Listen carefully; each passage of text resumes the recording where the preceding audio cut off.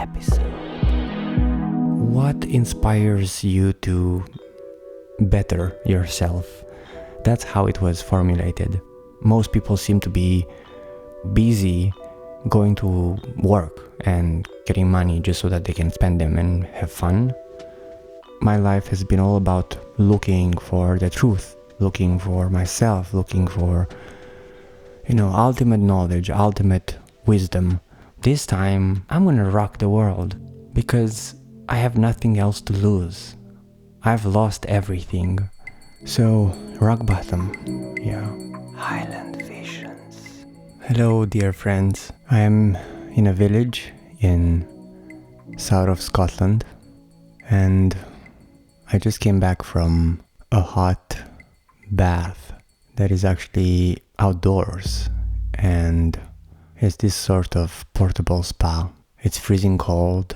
It's 11 o'clock in the night, and it's almost full moon in February, 99%, immersed underwater in a 40 degrees hot water. I started to feel very uncomfortable being submerged in such a hot temperature. It was unbearable, and the sensation was around my chest and maybe stomach. I couldn't breathe, and even if I was breathing, it wouldn't quench that thirst for cold and, oxygen, life force. And it felt as if there is some form of trauma there. A part of me that is suffocated. A part of me that is hurting. And today it was a very emotional day for me because I moved to a new place and I was half an hour late, so it was a little bit stressful for me to drive knowing that I'm going to be half an hour late. I don't like to be late. The rest of the day was somehow blissful because I went straight to work. I finished the song. At least that's what I thought. And I went for a walk. It was sunny, cold, beautiful because it's a village area, so the landscape is really beautiful here. There are snowy hills in the distance.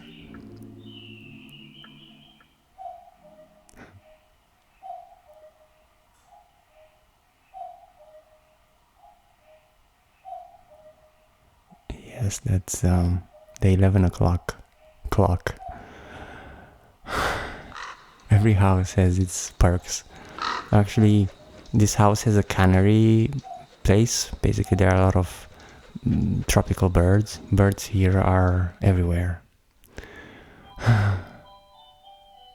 So, as I was walking, I was enjoying the music that I've just finished.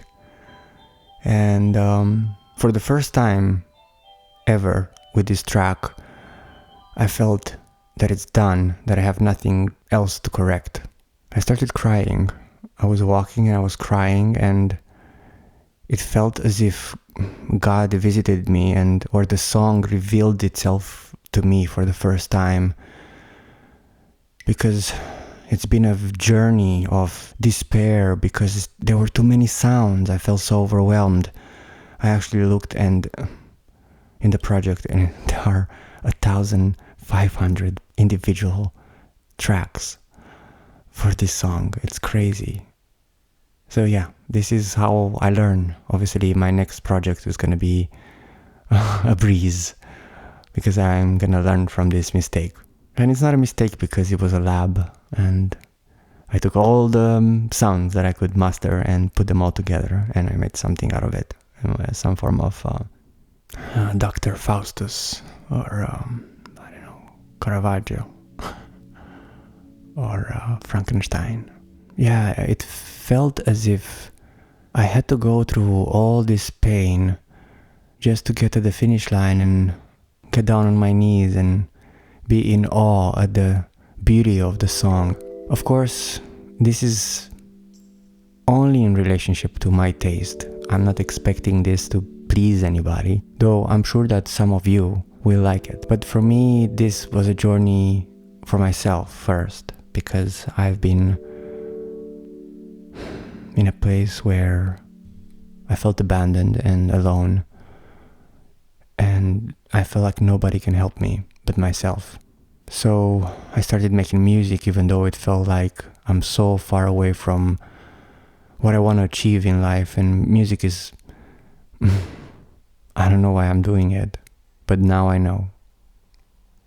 I felt so grateful, and the walk was so beautiful, and I kept on listening and listening and listening, and I wouldn't be surprised if I listened to this track from its inception more than 1,000 times.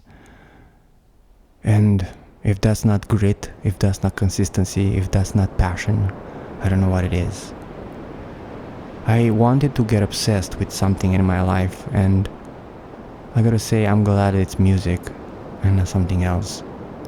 So as I was in the bath pool, I had this insight that we all struggle, in life. But I feel like there is gonna be a point in our lives, at least for some of us, where the shadow, our shadow, has done everything it could to catch up with the light.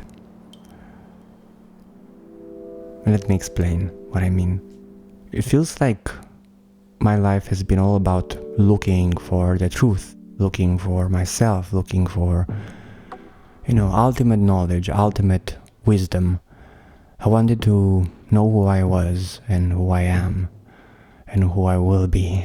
I wanted to know what the universe is. I wanted to know how everything is possible. How is this life possible since there is no beginning and no end? How is it possible? How is it possible to be created without a creator? If there is a creator, then that creator has to be created, right? And if everything is an illusion, then even that doesn't explain anything. Even if everything was just imaginary and there was no concept of creation, like there's no concept of something creating it, just an illusion, just fake. Even that doesn't make sense. So I wanted to understand everything, and in this process, I obviously hit my head on the wall many, many times, because we live in a material world where there are rules, there are regulations, there are bank accounts. My spiritual search was not something that most people would be passionate about. Most people seem to be busy going to work and getting money just so that they can spend them and have fun and do things and go for walks in beautiful countries and buy new things and enjoy luxuries or just survive. And I felt privileged because I can live my life without a job. It's a miracle to live in this world for so many years without needing to work properly. Of course, it's not true. Of course, I do the work, but it's a work that doesn't feel like work to me. I just do the bare minimum, just like in school. And in school, I was always very good. I had good grades, but I was doing the bare minimum. I never really studied. I knew what I had to learn, and I learned only that and never made an extra effort. So to come back, I struggled, and I had a glimpse because, as I said a couple of episodes ago, I've been to my first jiu-jitsu lesson, and my neck hurts. It still hurts even after 3 days. And my ribs as well. And I realized that there's something in the neck, there's something in the throat that feels like trauma, like it feels like that sort of umbilical cord wrapped around your neck when you're born. And I've heard that most children are born like that. And I was born like that, my brother was born like that, so it's some form of norm that children are born with their umbilical cord wrapped around their neck. It's strange. And the insight was that my shadow was desperate to reach the light all this life. And when I say shadow, I mean the part of me who was traumatized, the part of me that was separated from the light, the part of me that was lied to, the part of me that was domesticated, the part of me that was told that it wasn't enough, the part of me that was told that is not good, wanted to come back into the light. And it feels like I've tried all my life so hard, and somehow I get this glimpse that I finish this song, I go to jiu-jitsu, my neck hurts, I go into this very hot temperature, and I start to feel like how everything starts to come together through pain somehow into the light, and almost as if I'm getting to a point where I'm realizing something, And tomorrow I'm actually going to the Enlightenment Intensive workshop that I was talking about in the previous episodes. And this is so interesting how life can feel like a journey, like a story. It can feel like it has purpose. And another thing which I contemplated today while I was watching the sunset reflected on a very slow flowing river in the middle of a field. This was actually after receiving a question from a new friend of mine. What inspires you to better yourself? That's how it was formulated. And my answer was, initially, the impulse was making music. That inspires me to be better. And then I contemplated and I realized, no, music is the tool that I use, but it's not what inspires me.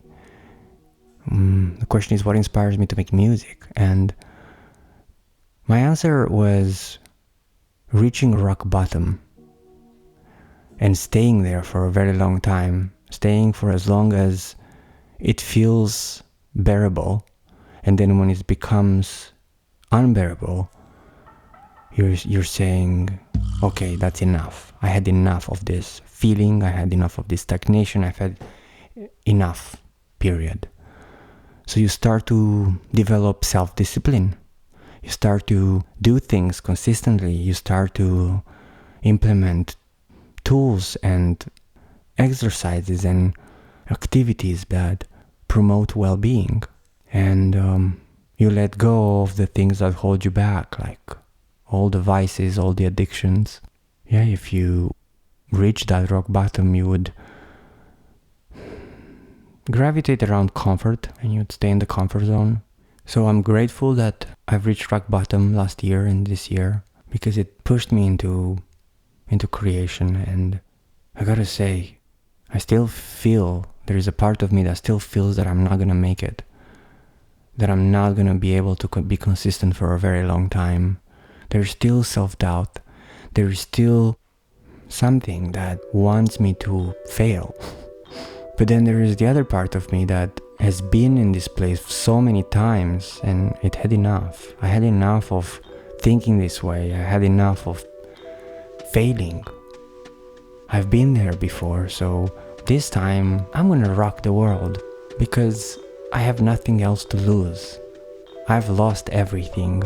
It felt like that, at least. Obviously I didn't lose everything, but it felt like that, which is the same thing, because the mind can't perceive between illusion and reality very well. As long as you feel it's true, it's gonna be true for you.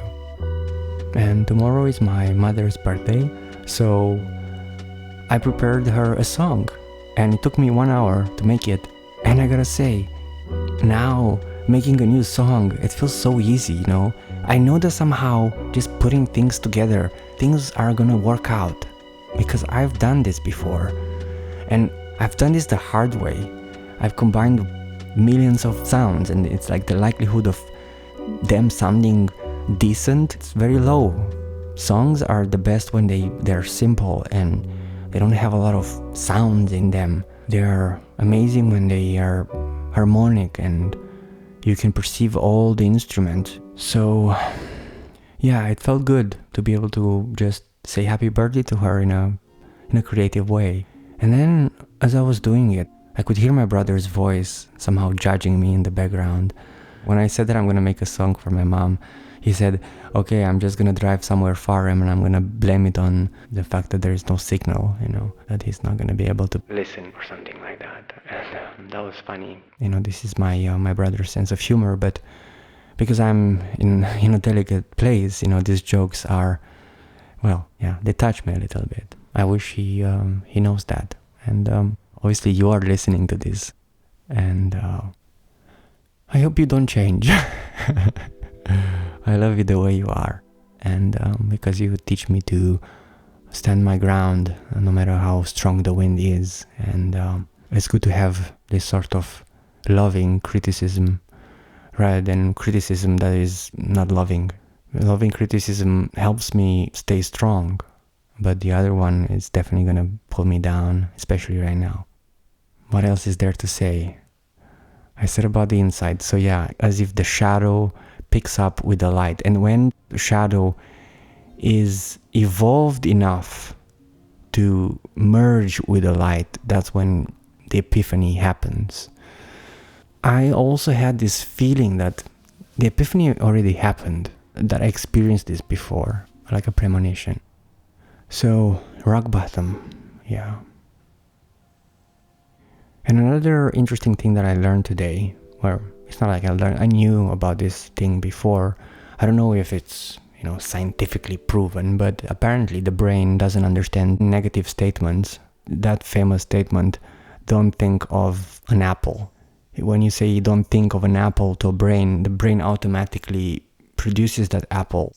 How to avoid this problem, when you focus on the problem, you will attract those problems. Your brain will focus on them, so they will become bigger than they actually are. It's like being on a high hill and always thinking, don't fall, don't fall, don't fall. You're going to live in permanent, constant fear, and you're not going to be able to enjoy that trip at all. We somehow don't know how to communicate with ourselves. We live in fear quite often, and fear is one of the most cunning vampires on this planet. It just strips you of energy, strips you of joy. It was a pleasure talking to you tonight. I am literally moonlit. I am in this conservatory and I can see for miles. I can see some hills in the distance and the moon above my head. I can see through the glass and literally 99% full, and I'm so grateful to be alive tonight. Thank you for listening, and I really, really hope that you also begin your journey into consistency. And may this consistency podcast be your flashlight. May it be a tool for you to see in the dark and see it's possible, because I'm telling you, I'm battling with invisible forces. I'm battling with insecurities bigger than you can imagine. Oh my God, this is the 5th episode. 5 days of consistency. Imagine when you do something for 5 days that you really, really love, you're gonna feel so good about yourself.